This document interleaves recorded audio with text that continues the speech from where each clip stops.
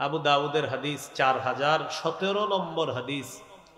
হাদিসের বর্ণনাকারী বাহস ইবনে হাকিম, তিনি তার বাবা থেকে, তার বাবা তার দাদা থেকে, তার দাদা নবীর থেকে হাদিসটা বর্ণনা করেছেন। عن بهز بن حكيم عن أبيه عن جده قال قلت يا رسول الله عوراتنا ما نأتي منها وما نذار।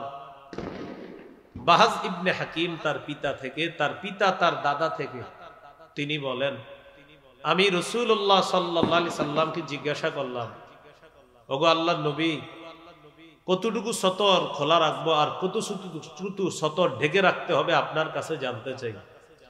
فقال رسول الله صلى الله عليه وسلم احفظ عورتك إلا من زوجتك أو ما ملكت يمينك। রাসূলুল্লাহ সাল্লাল্লাহু আলাইহি সাল্লাম বলেন, তোমার স্ত্রী ছাড়া সবার সামনে তুমি সতর ঢেকে রাখতে হবে। তো তিনি আবার প্রশ্ন করলেন, ইদা কানাল কওমু বা'দুহুম আলা বা'দিন। হুজুর, যখন অনেকজন একসাথে থাকে, ম্যাচে অনেকে আপনারা ভাড়া থাকেন, 4 জন বন্ধু একসাথে, মহিলা হোস্টেলে মেয়ে 3-4 জন একসাথে থাকে, তখন সতরের কি মাসালা? ফাকাল রাসূলুল্লাহ সাল্লাল্লাহু আলাইহি ওয়াসাল্লাম ইন ইসতাতা'তা আন লা ইয়ারায়ান্নাহা আহাদুন ফালা ইয়ারায়ান্নাহা।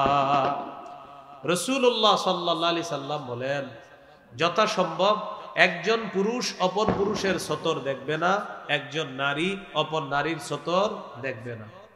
সাহাবী প্রশ্ন করলেন, ইদা কানার রাজুলু খালিয়ান ইয়া রাসূলুল্লাহ, হুজুর কেউ যদি ঘরে একা থাকে তখন সতর কি হবে? ঘরে একা আছে, দরজা বন্ধ, জানালা বন্ধ, তখন সতরের কি মাসালা? ফাকাল রাসূলুল্লাহ সাল্লাল্লাহু আলাইহি ওয়াসাল্লাম আল্লাহু আহাক্কু আন ইউস্তাহিয়া মিনহু মিনান নাস। ঘরে যদিও কেউ না থাকে তখন আল্লাহ থাকে, আল্লাহকে মানুষের চেয়ে বেশি লজ্জা পাওয়া দরকার, তাই তুমি ঘরে একা থাকলে সতর আরো বেশি করে রাখবে।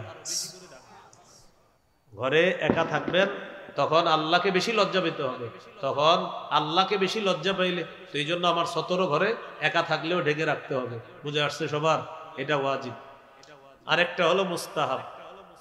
আবু দাউদের হাদিস 4063 নম্বর হাদিস।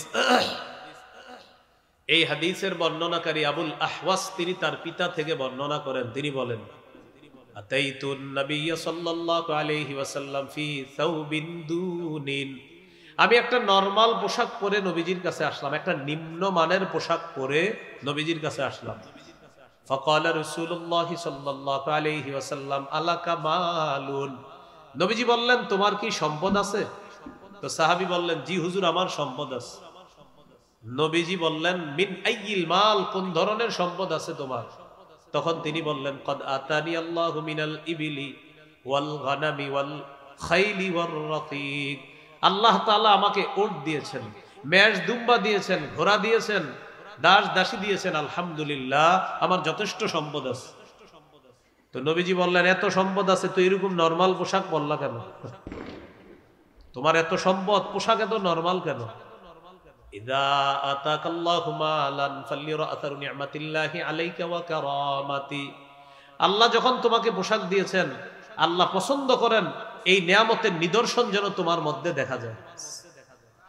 তোমার যে সম্পদ আছে, সম্পদ অনুযায়ী তুমি একটু পরিপাটি হয়ে থাকবা, এই নিয়ামতের নিদর্শন যেন তোমার মধ্যে দেখা যায়, এটা আল্লাহ পছন্দ করেন। তাহলে মানুষকে না দেখানোর জন্য, রবের খুশি, রব নিয়ামত দিছে, এই নিয়ামতের শুকরিয়া হিসাবে আপনি সম্পদ অনুযায়ী যদি একটু লন্ড্রি করে, ইস্ত্রি করে একটু উন্নত মানের পোশাক পরেন, এটা আল্লাহ পছন্দ করেন।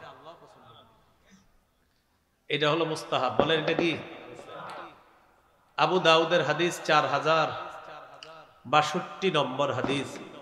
এই হাদিসের বর্ণনাকারী জাবের রাদিয়াল্লাহু তাআলা তিনি বলেন, আতানা রাসূলুল্লাহ সাল্লাল্লাহু আলাইহি ওয়াসাল্লাম ফারাআ রাজুলান শাইসান ক্বাদ তাফাররাকা শা'রুহু।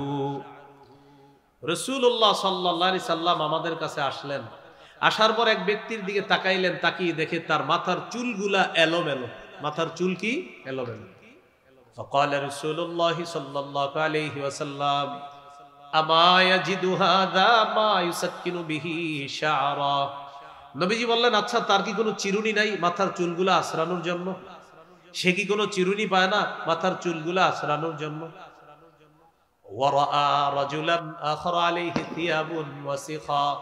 আরেক ব্যক্তিকে দেখলেন তার শরীরে ময়লা কাপড়।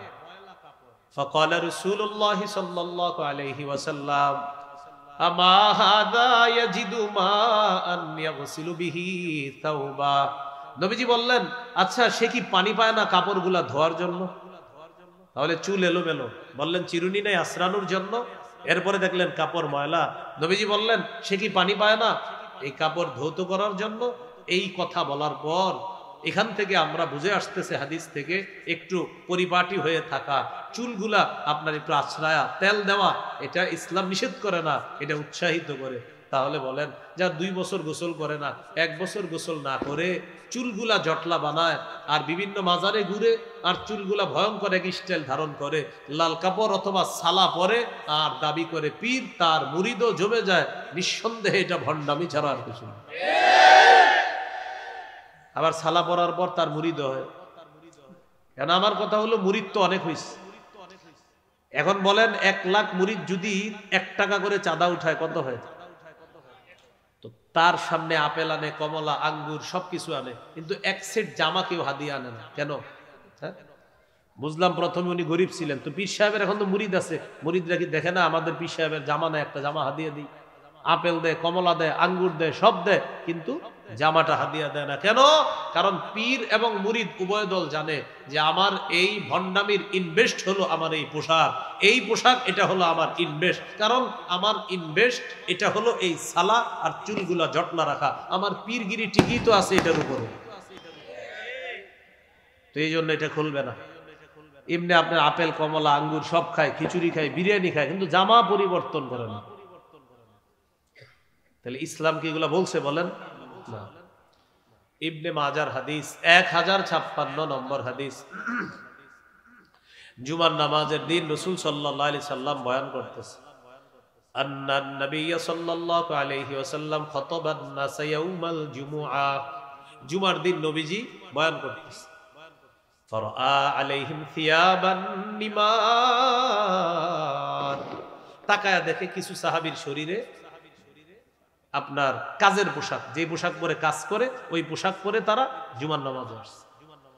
فقال رسول الله صلى الله عليه وسلم اما على احدكم ان وجد ساعه ان يتخذ ثوبين لجمعه سوى ثوبي مهنته।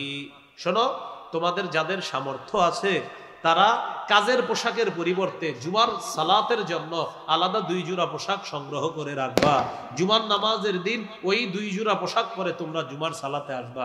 এখান থেকে বোঝা যায় সামর্থ্যবানদের জন্য তারা কাজের পোশাক খুলতে হবে আর আলাদা সুন্দর 2 জোড়া পোশাক পরে জুমার নামাজে যাওয়া, এটা তাদের জন্য উত্তম। তাহলে জুমার নামাজ, ঈদের নামাজ, এই নামাজগুলা একটু উত্তম পোশাক পরে পড়া, এটা ইসলাম উৎসাহিত করছে। তাহলে বলেন তো, উত্তম পোশাক পরা ইসলামে কি নিষেধ আছে? 3 নাম্বার হারাম পোশাক, এটা একটু মন দিয়ে শোনেন। বলেন সবাই, কি পোশাক? হারাম পোশাক। হারাম পোশাকটা একটু মন দিয়ে শোনেন। 1 নাম্বার, পুরুষের জন্য রেশম হারাম। 2 নাম্বার, পুরুষ নারীর পোশাক পরবে না। 3 নাম্বার, নারী পুরুষের পোশাক পরবে না। 4 নাম্বার, অহংকারের পোশাক পরবে না। 5 নাম্বার, বিধর্মীদের পোশাক পরবে না। 6 নম্বর, 8-7 খাটো ছোট পাতলা পোশাক এটা পরবে না, যেগুলা অলরেডি পরে আমাদের মুসলিম তরুণীরা ইতিমধ্যে বিভিন্ন হোটেলে গিয়ে অবস্থান করতেছে। 12টার পরে মদ, পাশাপাশি নাচানাচি ইত্যাদি শুরু হবে। 1 নাম্বার, রেশমের পোশাক, এটা হারাম। সহিহ মুসলিমের বর্ণনা 2069 নম্বর হাদিস। قال رسول الله صلى الله عليه وسلم لا تلبسوا الحرير فإنه من لبسه في الدنيا لم يلبسه في الآخرة। রাসূলুল্লাহ সাল্লাল্লাহু আলাইহি সাল্লাম বলেন, তোমরা রেশমের পোশাক পরিধান করো না। যে ব্যক্তি দুনিয়াতে রেশমের পোশাক পরিধান করবে সে আখিরাতে রেশমের পোশাক পরিধান করতে পারবে না। এখন একটু বুঝেন, পুরুষের জন্য দুনিয়াতে রেশম হারাম, জান্নাতে মুসলিম পুরুষের জন্য রেশম হালাল। সহিহ বুখারীর বর্ণনা 5837 নম্বর হাদিস। এই হাদিসের বর্ণনাকারী হুযাইফা রাদিয়াল্লাহু তাআলা তিনি বলেন, নাহানা নবী সাল্লাল্লাহু আলাইহি ওয়াসাল্লাম আন নাশরাবা ফি আনিয়াতিদ যাহাবি ওয়াল ফিদ্দা ওয়া আন লুবসিল হারিরি ওয়াদ দিবাজ ওয়া আন নাজলিসা আলাইহি। নবীজি আমাদেরকে স্বর্ণ রূপার পাত্রে পানাহার করতে নিষেধ করেছেন, মোটা পাতলা রেশম পরতে নিষেধ করেছেন, রেশমের উপর বসতেও নিষেধ করেছেন। পুরুষরা রেশমের পোশাক পরবো না, রেশমের কাপড়ের উপর বসবো না। বিভিন্ন বাসায় বেড়াতে যান, সোফার উপরে বসেন না, গেলে অনেকের সোফায় আপনার রেশমের সুতা থাকে, আল্লাহ জানে। ঠিক আছে, তো রেশমের সুতা থাকে, কারুকার্য, ওটাতে কিন্তু বসবেন না। এটা নারীকে বসতে দিবেন, আপনার মেয়েকে বসতে দিবেন। পিছনে ছোট্ট একটা বালিশ থাকে, এই বালিশে অনেক সময় রেশমের সুতা দিয়ে কারুকার্য থাকতে পারে। হ্যাঁ, এরকম যদি থাকে এটা আপনি পিছনে দিবেন না। এরকম যদি রেশমের কারুকার্য থাকে, বুঝে আসছে কথাটা? এখন যদি রেশম থাকে, বা সামান নবী বলছে আমি রেশম পরিধান করব না, আমি রেশমের উপর বসবো না, এটার উপর আমি হেলান দিব না, এটা নারীরা দুনিয়াতে ব্যবহার করবে, আমার জন্য আখেরাতে। বলেন আমাদের জন্য কোথায়? আমাদের জন্য যে আখেরাতে, এই ব্যাপারে সরাসরি একটা হাদিস আছে, সুবহানাল্লাহ, সহিহ বুখারী 5633 নম্বর হাদিস। রাসূলুল্লাহ সাল্লাল্লাহু আলাইহি সাল্লাম বলেন, লা তাশরাবু ফি আনিয়াতিদ যাহাবি ওয়াল ফিদ্দা, আল্লাহ, ওয়ালা তালবাসুল হারীরা ফাইন্নাহা লাহুম ওয়া লাকুম ফিল আখিরা।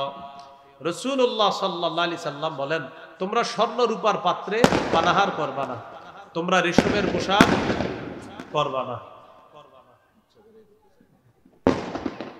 তো রাসূলুল্লাহ সাল্লাল্লাহু আলাইহি সাল্লাম বলেন, তোমরা রেশমের পোশাক, এদিকে তাকান, সমস্যা নেই, আল্লাহ তাআলা বুঝদান করেন। রাসূলুল্লাহ সাল্লাল্লাহু আলাইহি সাল্লাম বলেন, তোমরা রেশমের পোশাক পরবা না। এখন নবীজি দুইটা বাক্য বলেছেন, খুব সুন্দর। ফাইন্নাহা লাহুম ওয়া লাকুম ফিল আখিরা। আমার সাথে বলেন না, বলেন ফাইন্নাহা লাহুম ওয়া লাকুম ফিল আখিরা। এটার অর্থ হলো, নবীজি সাল্লাল্লাহু আলাইহি সাল্লাম বলেন, বিধর্মী পুরুষদের জন্য দুনিয়াতে রেশম, তোমরা মুসলিম পুরুষের জন্য আখিরাতে রেশম। কি সুন্দর বাক্য আমাদের নবীজি সাল্লাল্লাহু আলাইহি সাল্লাম বলেছেন। আমি মাঝে মাঝে এই বাক্যটা আপনার এই পোশাকের আলোচনায় যখন আমার একা একা খুব মনে পড়ে, আর খুব ভালো লাগে, আমাদেরকে কত মায়া করে বলতেছে, ফাইন্নাহা লাহুম ওয়া লাকুম ফিল আখিরা। ও আমার উম্মত, বিধর্মীদের জন্য দুনিয়াতে, তোমরা আমার মায়ার মুসলিম উম্মত, তোমাদের জন্য আখিরাতে। এই হলো রেশম পুরুষ পরবে না, নারীদের জন্য রেশম পরা জায়েজ আছে। সহিহ মুসলিমের বর্ণনা 2071 নম্বর হাদিস, আলী রাদিয়াল্লাহু তাআলা আনহুর বর্ণনা। তিনি বলেন, উহদিয়াত লিরাসূলিল্লাহি সাল্লাল্লাহু আলাইহি ওয়াসাল্লাম হুল্লাতুন সিয়ারা। রাসূলুল্লাহ সাল্লাল্লাহু আলাইহি সাল্লামের কাছে একটা রেশমের পোশাক পাঠানো হলো, রেশমের কাপড় পাঠানো হলো। ফাবাআসা বিহা ইলাইয়া। আলী রাদিয়াল্লাহু তাআলা আনহু বলেন, নবীজি রেশমের কাপড়টা আমার কাছে পাঠায়া দিয়েছে। ফালাবিসতুহা। আমি রেশমের কাপড়টা পরিধান করলাম, মানে নবীজি নিজেই রেশমের কাপড়টা পরছে। নাউজুবিল্লাহ। হযরত আলী বলেন, নবীজির কাছে রেশমের পোশাকটা আসছে, আসার পর আমার কাছে পাঠাইছে। তো হযরত আলী বলেন, আমি রেশমের কাপড়টা পরিধান করলাম। তো করার পর নবীজির কাছে গেছি, এটা গায়ে ঝুলাইয়া নবীজির কাছে গেছি। ফাআরাফতুল গাদাবা ফি ওয়াজহিহি। আমি নবীজির চেহারা মুবারকের মধ্যে রাগের ছাপ দেখতে পেলাম। ওই যে রেশমের কাপড় আমি ঝুলাইছি, হযরত আলী বলেন, এই জন্য নবীজির চেহারায় রাগের চিহ্ন দেখতে পেলাম। তো নবীজি আমাকে বললেন, ইন্নী লাম আবআত বিহা ইলাইকা লিতালবাসাহা, ইন্নামা বাআসতু বিহা ইলাইকা লিতুশাক্কিকাহা খুমরান বাইনান নিসা।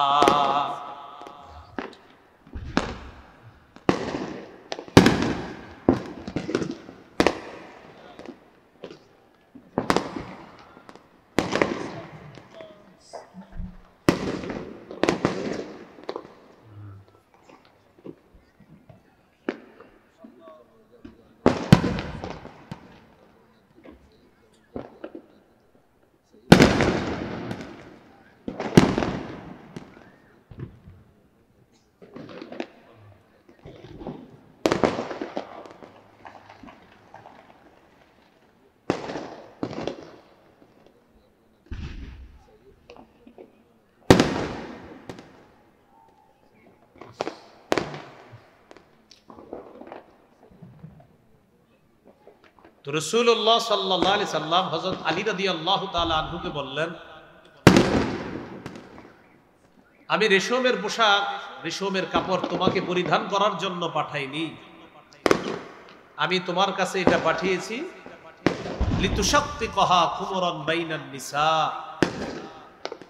তুমি এটা টুকরা টুকরা করে নারী সদস্য যারা আছে তাদেরকে ওড়না হিসাবে ব্যবহার করার জন্য দিবা, এই জন্য এটা পাঠিয়েছি। তো বুখারীর বর্ণনায় আসছে 5840 নম্বর হাদিসে হযরত আলী বলেন, ফাশাক্কাকতুহা বাইনান নিসা, আমি নারীদের মাঝে এটা ওড়না বানায়া বন্টন করে দিয়ে দিলাম মেয়েরা পরিধান করার জন্য। এই হলো আপনার রেশমের পোশাক পুরুষের জন্য হারাম। 2 নাম্বার, পুরুষ নারীর পোশাক পরবে না। 3 নাম্বার, নারী পুরুষের পোশাক পরবে না। পুলিশ না বলে নিষেধ করে দিছে এটা আজকে। হ্যাঁ, এটা নাকি ধরা খাইলে 1 মাসের জেল হবে। কয় মাস? হ্যাঁ, আজকে পুলিশ বললো, এটা শুনলাম। হ্যাঁ,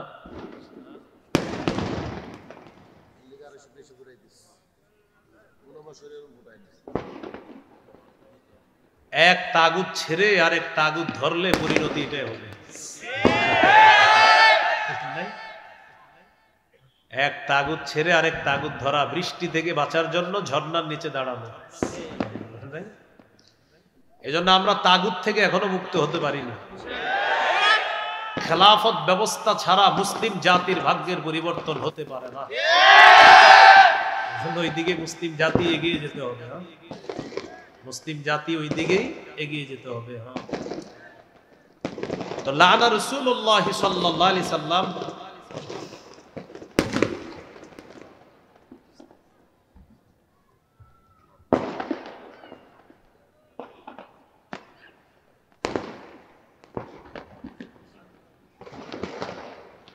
বয়ান শুরু করলে বাড়ায় দেয় না।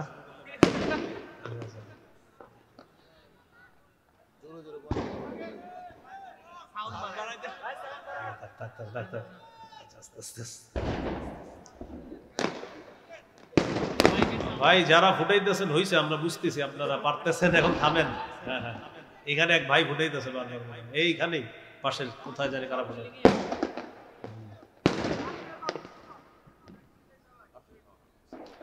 সূরা আহজাবের 58 নম্বর আয়াত।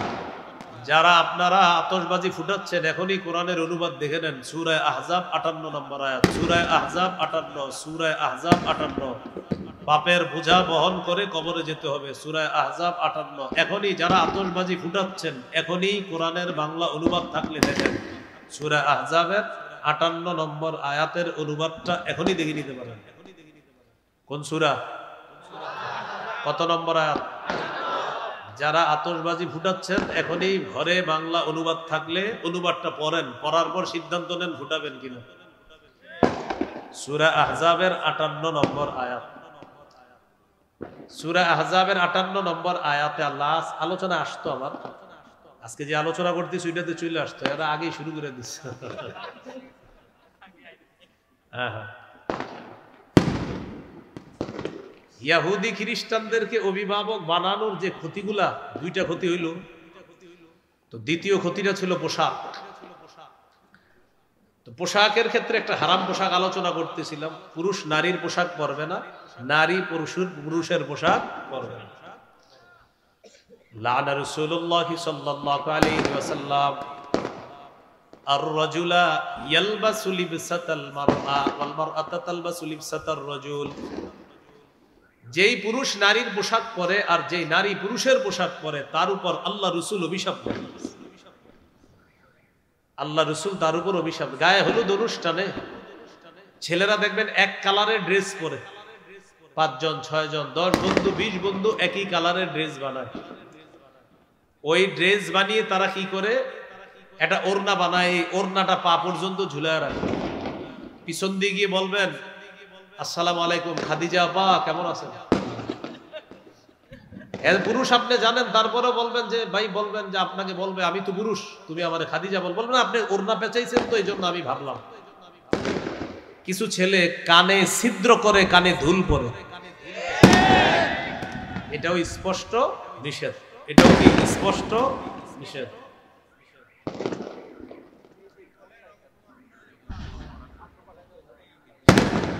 না কিছু বলেন না, মাদ্রাসার উপরে টার্গেট নিবে, অসুস্থ, দেশের শত্রু এরা, এগুলা নিঃসন্দেহে অসুস্থ। আমার ক্ষমতা থাকলে এদেরকে আমি পাবনা ভর্তি করাইতাম, সত্যি, পাগল ছাড়াই কাজ কি করে। যাদের বাপ মা শুনতেছেন আপনার সন্তান পাগল, আপনার সন্তান পাগল বলে আতশবাজি ফুটাচ্ছে, এই পাগল সন্তান তাড়াতাড়ি পাগলাখানায় ভর্তি করেন, পাগল ছাড়া এই কাজ কেউ করবে না। যাদের সন্তান আতশবাজি ফুটাচ্ছে নিঃসন্দেহে ওর মা বাবা যেন জেনে নেয় ও সন্তান পাগল, পাগল ছাড়া এই কাজ কেউ করে না।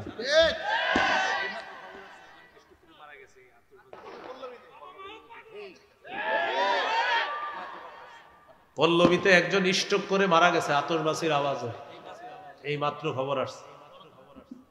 তো এই জন্য যারা অভিভাবক শুনতেছেন আপনার সন্তানকে ভর্তি করান, তাড়াতাড়ি ভর্তি করান, এই যেন আগামী বছরের আগে সুস্থ হয় আর এই জাতীয় অসুস্থ মার্কা কাজ না করে।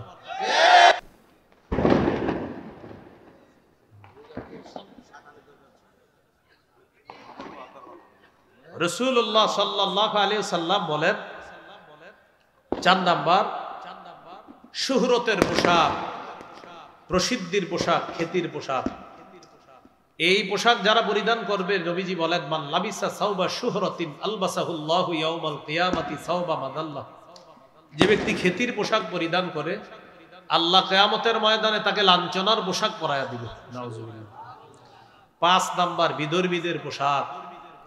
আব্দুল্লাহ ইবনে আমর ইবনুল আস রাদিয়াল্লাহু তাআলা আনহু বলেন রাআ রাসূলুল্লাহ সাল্লাল্লাহু আলাইহি সাল্লাম আলাইয়া সাওবাইনি মুআসফারাইন, নবীজি আমার শরীরে 2টা রঙিন পোশাক দেখছে, এই পোশাকের রংগুলো সুন্দর ছিল না। নবী আমাকে বললেন হাজিহি মিন সিয়াবিল কুফার, এগুলা কাফেরদের পোশাক, ফালা তালবাসহা, এগুলা পরিধান করবা না। কিছু ছেলে কুটিপতির সন্তান দেখবেন প্যান্ট পরে ছেঁড়া প্যান্ট, এখানে ফাড়া, এখানে ছেঁড়া, এখানে ছেঁড়া। আগে ছেঁড়া প্যান্ট যারা পড়তো আমরা ভাবতাম সে ভিক্ষুক ফকিন্নি, এখন কুটিপতির সন্তান ছেঁড়া প্যান্ট পরে। এই জন্য এলাকার মসজিদের ইমাম সাহেব যারা শুনতেছেন, আপনারা যদি কোনো কোটিপতির সন্তানকে দেখেন ছেঁড়া প্যান্ট পরে, আপনি মসজিদের মুসল্লিদের থেকে চান্দা উঠায় তাকে প্যান্ট কেনার ব্যবস্থা করে দিন, কারণ তার আব্বার সব টাকা আছে, বাড়ি গাড়ি করার টাকা আছে, তারও টাকা আছে, শুধু প্যান্ট কেনার টাকা নাই। তো এই জন্য আমরা এটা কিনে দিতে হবে। আমাদের দেশে কিছু যুবক আছে, যুবতী আছে এমন, তাদের মস্তিষ্ক এমন অসুস্থ হয়েছে, ভারতের কোন সুপারস্টার যদি কালকে সালা গায়ে দেয়, আমেরিকার কেউ যদি সালা গায়ে দেয়, তারা সালা গায়ে দিবে আর বলবে এটাই ফ্যাশন। কি বলবে? এটাই ফ্যাশন। এরকম তৈরি হয়ে, তো এখন বলেন ছেঁড়া প্যান্ট পরে নাম দিছে কি ফ্যাশন। ছেঁড়া প্যান্ট বললে আমরা দিতাম ভিক্ষা, এখন ছেঁড়া প্যান্ট পরা এটাই ফ্যাশন। এখন ভাই যদি কাউরে এরকম দেখেন, আপনি প্রথমে ভিক্ষা দিবেন। আমি কোন ভিক্ষুকদেরকে আবার অপমান, ভিক্ষুক বেচারা ফকির গরিব মানুষ, বেচারায় ছেঁড়া প্যান্ট পরবে, ঠিক আছে, কোটিপতির সন্তান ছেঁড়া প্যান্ট কেন পরবে? টাকা নাই, আর টাকা দিয়ে সহযোগিতা করেন প্যান্ট কেনার জন্য, সেই প্যান্ট পরবে কেন? এর বিদর্মীদের পোশাক। 6 নাম্বার, পাতলা পোশাক। সহিহ মুসলিমের বর্ণনা 2198 নম্বর হাদিস, রাসূলুল্লাহ সাল্লাল্লাহু আলাইহি সাল্লাম বলেন সিনফানে মিন আহলিন নার লাম আরহুমা, 2 শ্রেণীর জাহান্নামী, তাদেরকে আমি দেখি নাই। এর মধ্যে একটা হলো নিসাউন কাসিয়াতুন আরিয়াত মাইলাতুন মুমিলাত, এর মধ্যে একটা হলো এমন নারী যেই নারীরা পোশাক পরার পরেও উলঙ্গ, এমন পাতলা পোশাক পরে যেই পোশাকে সে অন্যকে নিজের দিকে আকৃষ্ট করে, নিজে অন্যের দিকে আকৃষ্ট হয়। লা ইয়াদখুলনাল জান্নাতা ওয়ালা ইয়াজিদনা রিহাহা, নবীজি বলেন এরা জান্নাতে প্রবেশ করবে না, জান্নাতের ঘ্রাণও তারা পাবে না। এই হলো ইহুদি খ্রিস্টানদেরকে অভিভাবক বানানোর 2 নম্বর ক্ষতি, পোশাক। পোশাকের স্বাধীনতার নামে মুসলিম তরুণ তরুণীদের গায়ে এমন এমন পোশাক উঠিয়ে দিবে যে পোশাক না ইসলামী কোনো সভ্যতা ধারণ করবে। মেয়েরা এমন পোশাক পরবে যে পোশাকে সে সমাজে অশ্লীলতা ছড়াবে আর নাম দিবে এটা পোশাকের স্বাধীনতা। 3 নাম্বার, টেটু আঁকা। টেটু কি আঁকা? উল্কি আঁকা। সহিহ বুখারীর বর্ণনা 5940 নম্বর হাদিস, লাআনা রাসূলুল্লাহ সাল্লাল্লাহু আলাইহি ওয়াসাল্লাম আল ওয়াশিমা ওয়াল মুস্তাওশিমা ওয়াল ওয়াসিলা ওয়াল মুস্তাওশিমা। যেই নারী পর চুলা লাগায়, অন্যের চুল প্রতিস্থাপন করে দেয়, যেই নারী শরীরে টেটু আঁকে, উল্কি আঁকে, বা যেই নারী এঁকে দেয়, ইদানিং ইলেকট্রিক শর্ট দিয়ে আঁকা হয়, ওয়ান নামিসাত ওয়াল মুতানাম্মিসাত, যেই নারী ভুরু উঠায় ভুরু, আর যেই নারী অন্য নারীর ভুরু উঠিয়ে দেয়, উভয়ের উপর আল্লাহ রাসূলের অভিশাপ। তাহলে টেটু আঁকা, উল্কি আঁকা, রাসূলের অভিশাপ পাবে তারা। 4 নাম্বার, আতশবাজি ফুটানো। বলেন কি ফুটানো? এই যে এটা চলতেছে, যেটা এটা ঈদের আগের রাতেও ফুটায় একদল এই আজকের দিনকে ফুটায়, আরেক দল বিয়ে, গায়ে হলুদ ইত্যাদিতে ফুটায়। সূরা আহজাবের 58 নম্বর আয়াতে আল্লাহ বলেন, ওয়াল্লাযীনা ইউযুনাল মুমিনিনা ওয়াল মুমিনাতি বিগাইরি মাকতাসাবু ফাকাদ ইহতামালু বুহতানাও ওয়া ইসমাম মুবিনা। যারা কোনো কারণ ছাড়া অন্যায়ভাবে মুমিন নারী পুরুষকে কষ্ট দিবে, তারা প্রকাশ্য পাপের বোঝা বহন করবে। এই পাপের বোঝা নিয়ে তারা কবরে যাবে। এই পাপের বোঝা নিয়ে কোথায় যাবে? কবরে যাবে। তাহলে বলেন, কোন দিবসকে কেন্দ্র করে এইখানে যারা আমার আলোচনা শুনছে, তো আমরা আজকে তো ফুটাবো না, আমরা কোন দিবস ঈদের আগেও না, বিয়েতে, গায়ে হলুদ, কোথাও আমরা আতশবাজি জীবনেও আমরা এগুলা করবো না ইনশাআল্লাহ। আপনার বন্ধু যারা আছে তাদেরকেই দাওয়াত দেন। 5 নাম্বার, গান বাজানো। এটা এখনো বাকি আছে। আজকে একটু পরে গান শুরু হবে, কিন্তু এখন তো মাত্র স্যাম্পল দেখলেন। গানের নিয়মটা হবে এমন, কিছু ছেলে ক্রিকেট খেলার আয়োজন করবে, পাশে আপনার 2টা বক্সে জোরে জোরে গান বাজাবে, খিচুড়ি পাকাবে, রাত 4টা বাজে খিচুড়ি খেয়ে তাহাজ্জুদ পরে ঘুমিয়ে যাবে। এগুলো 5 নাম্বার আপনার গান। গান, এই গান নতুন বর্ষকেও স্বাগত জানায়। ঈদের আগের রাতে 29টা 30টা রোজা রাখার পর ইবলিস ছাড়া পেয়ে যায়, তখন আয়েশা বলে, টেনশন নাই, আমি আয়েশা গেছি, তুমি 2টা বক্স আনো, হিন্দি, আরবি, ফার্সি, বাংলা, অঙ্ক, ইংরেজি যা পারো, গান হইলি হলো, কি ভাষা এটা জানা দরকার নাই, সর্বোচ্চ ভলিউমে ছাড়বা, তালে তালে লাফাইবা, দেখবেন বাচ্চা ছেলে মেয়েরাও লাফাইতেছে, ছোট ছোট। এ তো আপনারই সন্তান, আপনার সন্তানকে এই সভ্যতায় আপনি বড় করছেন কেন? সূরা তাহরিমের 6 নম্বর আয়াতে আল্লাহ বলেছেন, কু আনফুসাকুম ওয়া আহলিকুম নার, নিজে এবং পরিবারকে আগুন থেকে বাঁচাও, নিজেকে এবং পরিবারকে আগুন থেকে বাঁচাও। কু কু বাঁচাও, প্রোটেক্ট, কু সেভ, প্রোটেক্ট আনফুসাকুম ইউরসেলফ ওয়া আহলিকুম এন্ড ইউর ফ্যামিলিজ নার এগেইনস্ট আ ফায়ার। ফায়ার অর্থ কি? আগুন। আগুন, আগুন থেকে বাঁচাও, নিজেকে বাঁচাও, পরিবারকে বাঁচাও, আগুন থেকে বাঁচাও পরিবার। এই জন্য এই আয়াতের ব্যাখ্যায় সাহাবায়ে কেরাম বলেন, আল্লিমু আওলাদাকুম আল আদাবা, সন্তানকে ছোটবেলা থেকে শিষ্টাচার, ভদ্রতা শিক্ষা দাও। আপনি যদি সন্তানের হাত ধরে তাকে নাচের আর গানের স্কুলে নিয়ে যান, আর বড় হলে আলেমদের কাছে গিয়ে বলে, হুজুর সন্তানটা শেষ, ছোটবেলা যখন নাচের আর গানের স্কুলে নিছেন, কসাই বাবা হিসাবে সন্তানের হাত ধরে আপনি জাহান্নামে নিয়ে গেছেন, তখন এই কাজ কেন করলেন? আবার ইমাম সাহেবের কাছে হাসি দিয়া দোয়া চাই, হুজুর দোয়া করেন। গান, গানের ব্যাপারে শুধু এতটুকু মনে রাখবেন, আমার যেই বিষয়টা আর কি গানের ব্যাপারে আপনার, আমি যেই বিষয়টা আমার সবচেয়ে গুরুত্ব লাগে গানের ব্যাপারে, নবীজি কোরআন তেলাওয়াত করতেন, কাফেররা নবীজির তেলাওয়াত শুনতো চুপি চুপি, মজা লাগতো। নজর ইবনে হারেসা এক কাফের চিন্তা করলো যে আমাদের সন্তানরা মুহাম্মদ সাল্লাল্লাহু আলাইহি সাল্লাম, তার তেলাওয়াত শুনে আমাদের সন্তানরা, এটা মেনে নেওয়া যায় না। সে বিদেশ গেছে, বিদেশ গিয়ে বাদ্যযন্ত্র কিনে আনছে, গায়িকা কিনে আনছে, নায়িকা নর্তকীদেরকে কিনে আনছে, এনে বলল তোমরা নাচবা, পাশে গান বাজতে থাকবে, গানের তালে তালে তোমরা নাচতে থাকবা, আর অন্যান্য ছেলে মেয়ে যারা আছে তাদেরকে বলতো এখন থেকে মুহাম্মদ সাল্লাল্লাহু আলাইহি সাল্লাম তার তেলাওয়াত শুনবা না, এখন থেকে নর্তকীদের নাচ দেখবা আর গান শুনবা। তাহলে কিসের বিরুদ্ধে গান আমদানি করলো কাফেররা? কোরআন। সেই গান আপনি বাজাচ্ছেন। সূরা লোকমানের 6 নম্বর আয়াতে এটাই বলছে আল্লাহ, ওয়া মিনান নাস, মানুষের মধ্যে কিছু মানুষ, ইয়াশতারি লাহওয়াল হাদিস, যারা ক্রয় করে লাহওয়াল হাদিস, গান, গল্প, মিথ্যা গল্প, কাহিনী, নায়িকা গায়িকা নর্তকী ইত্যাদি বাদ্যযন্ত্র ক্রয় করে লিউযিল্লা আন সাবিলিল্লাহ, মানুষকে আল্লাহর রাস্তা থেকে পথভ্রষ্ট করার জন্য। শেষে আল্লাহ বলেন উলাইকা লাহুম আযাবুম মুহিন, তাদের জন্য অপমানজনক শাস্তি, লাঞ্ছনাজনক শাস্তি, অপমানকর শাস্তি। তাহলে গান বাদ্য হালাল না হারাম? রাসূলুল্লাহ সাল্লাল্লাহু আলাইহি সাল্লাম বলেন লা তাবিউল কাইনাতি ওয়াল মুগান্নিয়াতি ওয়ালা তাশতারুহুন্না ওয়া তামানুহুন্না হারাম। তোমরা নায়িকা গায়িকা বিক্রি করবা না, কিনবাও না, এক্সপোর্ট করবা না, ইম্পোর্ট করবা না। বাংলাদেশের কোন গায়ক গায়িকা নায়িকা ইত্যাদি তাদেরকে সৌদি আরবে পাঠাইবা না, আর বিদেশের কাউকে বাংলাদেশে এনে 3 কোটি টাকা দিবা না। হ্যাঁ, আসলেই ঠিক, নবী নিষেধ করছে। মানে এটা যে আমি বলছি বলে ঠিক এরকম না, আসলেই ঠিক। ওয়াসামানুহুন্না হারাম, এই উপার্জন হারাম, রাসূল সাল্লাল্লাহু আলাইহি সাল্লাম বলেছেন। তাহলে আপনারা যারা মোবাইলে ডাউনলোড করেন গান, ডাউনলোড করতে টাকা যায় কিনা? এই যে টাকা গেল, এমবি খরচ করলেন, এটাও এই হাদিসের অন্তর্ভুক্ত। আপনি গান কিনলেন, এখন অনেকে মাথায় এসে পড়ছে হুজুর তাহলে কিনবো না, আজকে থেকে দেখবো, শুধু দেখলে এমবিতে টাকা খরচ হয় কিনা, এটাও এই হাদিসের অন্তর্ভুক্ত। আপনি টাকা দিয়ে গান ক্রয় করে দেখতেছেন। ভাইয়ারা, বন্ধুরা, আল্লাহর হস্তে আপনি গান দেখেন না, আপনি গান কিনেন না, আপনি মোবাইলে গান ডাউনলোড করেন না। যতগুলা যুবক ভাইয়েরা এখানে আছেন, নিয়ত করে ফেলেন না যে আমি মৃত্যু পর্যন্ত যে কাজ আমার নবী নিষেধ করছে এটা আমি করব না, ইনশাআল্লাহ। আল্লাহ তৌফিক দান করেন। এই হলো আপনার গান, 5 নাম্বার। 6 নাম্বার মদ। বলেন তো কি?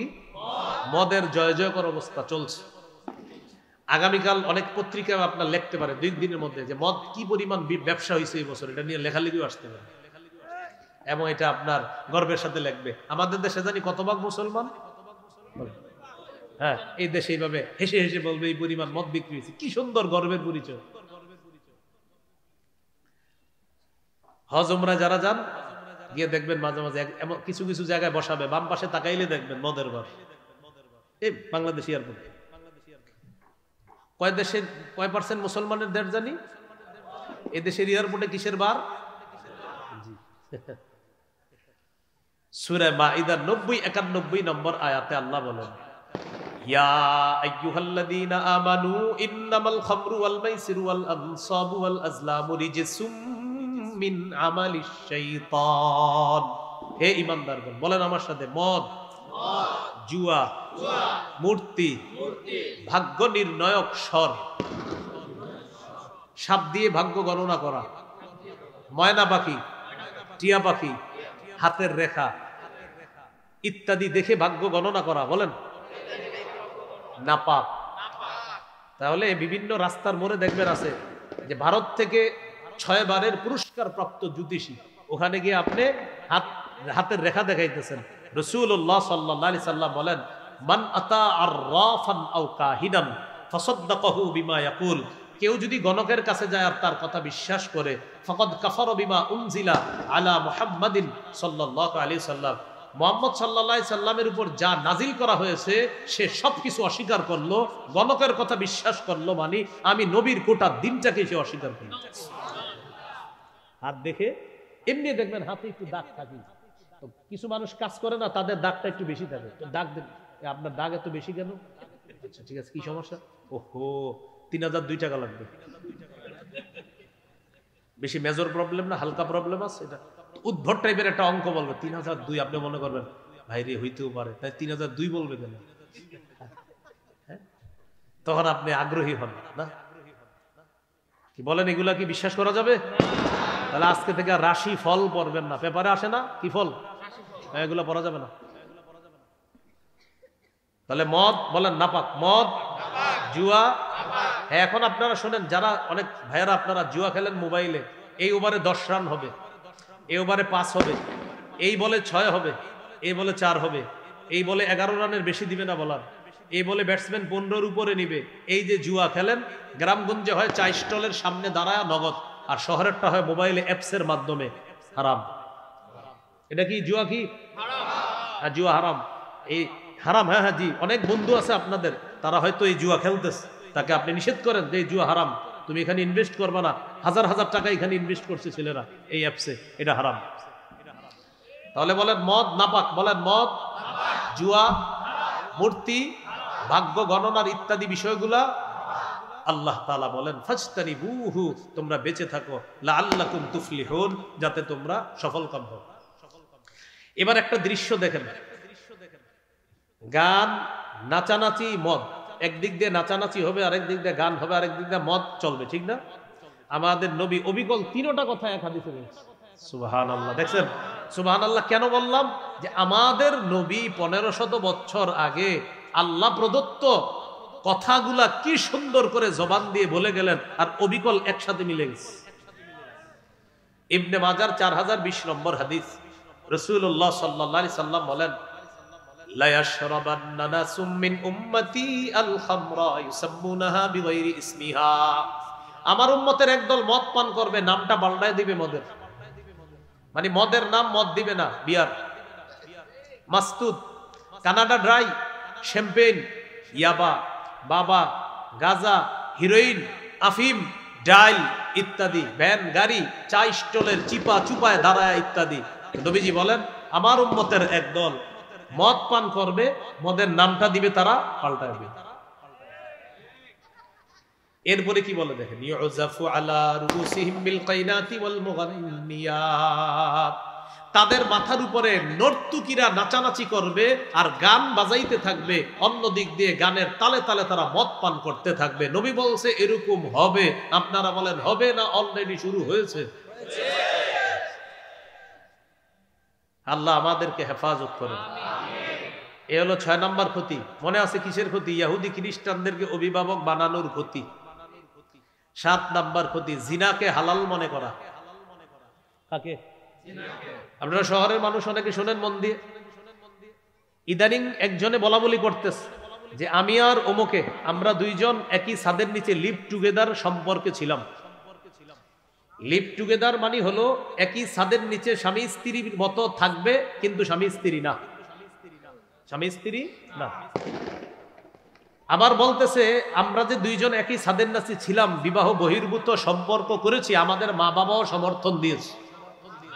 নাউজুবিল্লাহ তো বললেন। আরেকটা ঘটনা শোনা, এটা শুনলে কি বলবেন দেখেন। সে আবার একটা স্টেটাস, একটা লেখা দিছে এরকম, আমাদের দেশে ডিভোর্স নরমালাইজ হয়েছে, আশা করা যায় লিভ টুগেদারটাও নরমালাইজ হয়ে যাবে ইনশাআল্লাহ। শেষে লেখছে কি ইনশাআল্লাহ? শেষে লেখছে ইনশাআল্লাহ, একদম একদম দুই চোখে আমি পড়ছি। তাহলে তো আরো সুন্দর হয়ে গেল। তাহলে এই যে ইনশাআল্লাহ লেখাটা আমি নিজে আরো বলতেছি, এটা লাইভে বলছে, তাহলে তো হয়ে গেল, আরো প্রমাণ হয়ে গেল। এখন বলতেছি কি যে লিভ টুগেদার এটাও নরমালাইজ হয়ে যাবে। শেষে বলতেছি কি আল্লাহর নাম নিয়ে কি কথা বলতেছি। এখন আমি কি বলতেছিলাম, আমার আলোচ্য বিষয় 7 নাম্বার, জিনাকে হালাল মনে করবে। এই যে একই ছাদের নিচে আছে, মা বাবাও বলতেছে থাকো, এরা দুইজনও বলতেছে এটা কোনো ব্যাপার না, এটা নরমাল ব্যাপার, এটা সোসাইটি মেনে নিতে হবে। নবী বলেন সহিহ বুখারীর 5590 নম্বর হাদিস, লা ইয়াকুনান্না মিন উম্মতি আকওয়াম ইস্তাহিল্লুনাল হিররা, আমার উম্মতের এক দল হবে যারা জিনাকে হালাল মনে করবে। জিনাকে কি মনে করবে? ওয়াল খামরা, মদ হালাল মনে করবে। ওয়াল মাআজিফা, বাদ্যযন্ত্র হালাল মনে করবে। সংসদে দাঁড়ায় বলবে বুখারী, মুসলিম, আবু দাউদ, তিরমিজি, নাসাই, ইবনে মাজাহ, মেশকাত সব পড়ছি, কোথাও পাই নাই গান হারাম। তো আমি কই পাইলাম? আরে এই যে বুখারীর হাদিসটা, তো এটা সিয়াসিত্তার ভিতরে না বাহিরে? ঠিক আছে, হাসেন, পরে হাসেন, আগে শোনেন। বুখারীতে পড়ছে তো পায় নাই, তো এটা বুখারীর ভিতরে না বাহিরে? বলতেছে পায় নাই। সংসদটা পুরা একটা পাগলা গারদ বানায় ফেলছিল।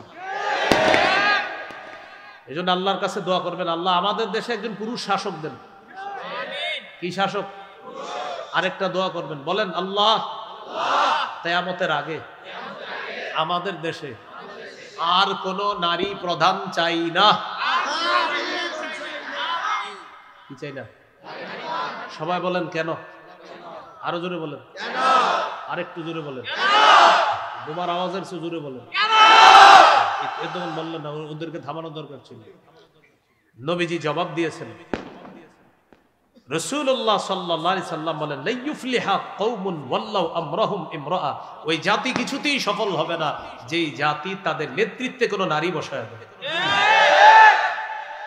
এই জন্য দোয়া করতে হবে, বলবেন যে আল্লাহ 4 গুণওয়ালা একজন পুরুষ শাসক দিয়ে দেন, একজন পুরুষ শাসক দিয়ে দেন, নামাজ কায়েম করবে, নামাজ কায়েম করবে, যাকাতের বিধান চালু করবে, যাকাতের বিধান চালু করবে, সৎ কাজের আদেশ করবে, সৎ কাজের আদেশ করবে, অসৎ কাজের নিষেধ করবে। অসৎ কাজের নিষেধ করবে। বলেন সূরা হজ সূরা হজ 41 নম্বর আয়াত। 41 নম্বর আয়াত। মানে ওখানে আছে আর কি দলিল আছে, আল্লাযীনা ইম্মাক্কাদনাহুম ফিল আরদ। আল্লাহ তাআলা বলেন আমি যাদেরকে দুনিয়ার শাসন ক্ষমতায় বসাই তাদের কাজ হবে চারটা। আকামুস সালাহ, তারা নামাজ কায়েম করবে, ওয়া আতাউজ যাকাত, যাকাত প্রতিষ্ঠিত করবে, ওয়া আমারু বিল মারুফ, সৎ কাজের আদেশ করবে, ওয়া নাহাউ আনিল মুনকার, অসৎ কাজের নিষেধ করবে। আপনি একটু চিন্তা করে দেখেন, ওমর ফারুক রাদিয়াল্লাহু তাআলা আনহুর মতো একজন শাসক কল্পনা করেন, আর এই বাজি ফুটানোগুলা কল্পনা করেন, থাকতো চামড়া, আদিও থাকতো না, সাহস পাইতো না। ওমর ফারুক রাদিয়াল্লাহু, এই জন্য বলছিলাম খেলাফত ব্যবস্থা ছাড়া আমাদের ভাগ্যের পরিবর্তন হবে না। এই তন্ত্র ওই তন্ত্র যা কিছুই বলেন, হ্যাঁ, এটা কিন্তু মনে রাখতে হবে আপনার, মুসলমানদের চূড়ান্ত ভাগ্যের পরিবর্তন খেলাফত ব্যবস্থা দিয়েই হবে, এছাড়া হবে না। এই জন্য কি করতে হবে না বলেন, আমার সাথে বলেন, বলেন খেলাফত ব্যবস্থার পূর্ব শর্ত দুইটা, পূর্ব শর্ত দুইটা, করণীয় দুইটা। করণীয় দুইটা। পূর্ব শর্ত বলেন ঈমান, ঈমান, নেক আমল। নেক আমল। করণীয় দুইটা, করণীয় দুইটা, দাওয়াত, দাওয়াত, জিহাদ। জিহাদ। কি বুঝে আসছে সবার? ভাই 2 কাপ চা দিয়ে খালি নষ্টই করতেছেন, আমি তো চা পানি করবো না, আপনি করেন। আগেরটা আপনি দিছেন, জবটা কিন্তু পারলাম না, সামনে নাম করেন না। তাহলে একটা ঈমান আর একটা নেক আমল, আর দুইটা হলো কাজ, একটা করণীয় দাওয়াত, জিহাদ। এখন জিহাদের আলোচনা করলে আপনার অভিভাবকরা ইন্না লিল্লাহি ওয়া ইন্না ইলাইহি রাজিউন, এটা আবার কি শুরু করছি হুজুর? তো যাই হোক, জিহাদ সম্পর্কে আমার একটা আলোচনা আছে, আমার নাম দিয়ে আপনারা পাবেন কোথাও, দেখবেন জিহাদ সম্পর্কে লম্বা আলোচনা আছে। তো যাই হোক, আমাদের আলোচ্য বিষয়ে চলে আসি। 7 নাম্বার, জিনাকে হালাল মনে করবে, নবীজি বলে দিয়েছেন। তো এই যে হালাল মনে করা, এক ছাদের নিচে স্বামী স্ত্রীর মতো থাকা, বিবাহ বহির্ভূত সম্পর্ক, নবীজি বলেন আমার উম্মতের একদল এটাকে হালাল মনে করবে। সূরা বনী ইসরাঈলের 32 নম্বর আয়াতে আল্লাহ বলেন ওয়ালা তাকরাবুজ জিনা, তোমরা ব্যভিচারের কাছেও যেও না। আল্লাহ আমাদেরকে হেফাজত করেন। 8 নাম্বার, সম্পদের অপচয়, প্রচুর সম্পদের অপচয় হবে। সূরা আরাফ 31 নম্বর আয়াত, লা তুসরিফু ইন্নাহু লা ইউহিব্বুল মুসরিফিন, তোমরা সীমা লঙ্ঘন করো না, অপচয় করো না, আল্লাহ অপচয়কারীকে পছন্দ করেন না। 9 নাম্বার, সময়ের অপচয়। কিসের অপচয়? হ্যাঁ, প্রিয় ইস্টার্ন হাউজিং বাসী, 5টা জিনিস জীবনে মূল্যায়ন করবেন। আমি সহ সবাই প্রতিজ্ঞা করি, বলেন জীবন, যৌবন, স্বাস্থ্য, সময়, সম্পদ। জীবন, যৌবন, স্বাস্থ্য, সময়, সম্পদ। এই 5টি জিনিস মূল্যায়ন করলে দুনিয়াতেও ইনশাআল্লাহ সফল হবেন, আখিরাতেও আল্লাহ সফল করবেন। এই হলো আপনার সময়। 10 নাম্বার, সর্বশেষ কথা, তাদেরকে অভিভাবক বানানোর ক্ষতি, তাদের শিরকি স্লোগান আমাদের মুখে উঠায় দিবে। এক তো হ্যাপি নিউ ইয়ার লেখা টেখা রাস্তাঘাট ফাটায় ফেলা হচ্ছে, আরেকটা হলো মুসলমানদের আবার হ্যাপি নিউ ইয়ার কি? আমরা এখন বেঁচে আছি, সকালে বাঁচবো কিনা জানি না, আমরা হলাম মুসলমান। সহিহ বুখারীর বর্ণনা, আব্দুল্লাহ ইবনে ওমর রাদিয়াল্লাহু তাআলা আনহুমা তিনি বলেন ইদা আমসাইতা ফালা তানতাজিরিস সাবাহা, যখন তুমি সন্ধ্যা করো সকালের অপেক্ষা করো। আপনারা কিন্তু কোয়েন না, এই আগুনে পবিত্র করে নাউজুবিল্লাহ, এটা হলো অগ্নিপূজকদের আপনার আকীদা। তো এই আকীদা আমরা রাখবো না। আল্লাহ তাআলা ইনশাআল্লাহ আপনাদের এখান থেকে আরেকটা গুরুত্বপূর্ণ কাজে যেতে হবে। তো আজকে পর্যন্ত আল্লাহ তাআলা আমাদের সকলকে যে কথাগুলো শুনলাম বললাম আমরা সবাই যেন আমল করতে পারি, আল্লাহ তৌফিক দান করেন। ইহুদি খ্রিস্টানদেরকে অভিভাবক বানাবো না, এটা গুরুত্বপূর্ণ। তাহলে আমাদের অভিভাবককে বলেন আল্লাহ। সূরা বাকারা 257 নম্বর আয়াত, আল্লাহু ওয়ালিয়্যুল্লাযীনা আমানু, ঈমানদারদের অভিভাবক আল্লাহ। আল্লাহ আমাদের সকলকে কথাগুলো মনে রেখে আমল করার তৌফিক দান করেন।